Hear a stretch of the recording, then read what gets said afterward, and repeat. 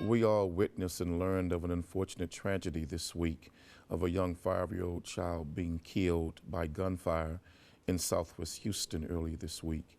We also can remember just this year of a young child being killed in a road rage incident with its mother riding in the car. Guy's angry, shoots in the car, kills the child. We also witnessed a young man holding his baby in his arms in Southwest Houston. Baby shot to death and killed. Now, a mother also early this year in a parking lot taking out her bags. Young men roll up to rob the mother, kill the baby. It's like more and more now we're witnessing locally and around the country heinous crimes involving death, involving gunfire in kids. There was a time, ma'am, when I was growing up that even the gangsters on the street corners made it very crystal clear you didn't rob old people, you didn't harm old people, and you didn't harm kids.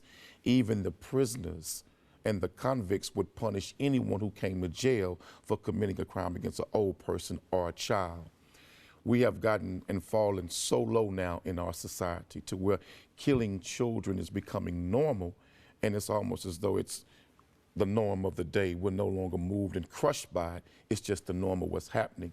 Something has to dramatically change in America and here locally about what's happening with crimes against children. No one can dismiss the tragedies that you just described. It's horrible. Everyone should acknowledge that. And also everyone should acknowledge there are serious problems going in and happening in our inner cities. Even though you have mentioned a lot of these things going on in Houston, we look at Chicago and how horrible, even worse, the crimes are there. One of the things that we need to do is start looking introspectively, looking at our families, looking at our faith, but also community policing has to be targeted in a lot of these communities. You have to have a better and a healthier relationship with those in the inner cities and our police officers. How does that happen? One of the things that could happen is to have our police officers go into the community and try to be normal and speak to a lot of the residents. Also, we as in parents need to take the responsibility to teach our children that our police officers are like teachers and like ministers and other Jackie, leaders in our community.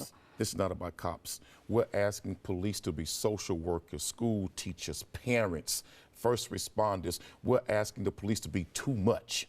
What we got to do right now. I also think it's about all of the leaders, and police officers are one of the leaders. It's not just police officers, but it's all of us. Let me finish. What has to happen, Jackie, is that in our community, we got to stand up as men and send a message to every man in our community. If you commit a crime against a child, we don't care who you are. You got to answer to us and the police. None of us are standing up like we should and need to. The cops can't fix all of our problems. Many of the families in our community are led by women. I am a woman, but that's why I said men. That's why I said who have raised two young men. So it is also my responsibility as a mother to work with other leaders to bring our young men up. You all have done a wonderful job. So it's not just the men. But no, it's also the women who are the single, but the men are committing these crimes. The families and until the men come back to clean up the problem I am raising young men who will not be committing crimes. But we need men to step back and do it, ma'am. And I'm going to work with all of the leaders, not just the male leaders, all of the leaders, but you're not a man. To raise our young men and women. Man. We need more men to step back in. I'm doing the job of a man because I am raising my two young men. You still are not a man. We need more men to stand up and help with this problem. But I am doing the job of a man. I'm raising two healthy, vibrant young men who will be leaders in the community. And you're doing a great job, but you're not a man.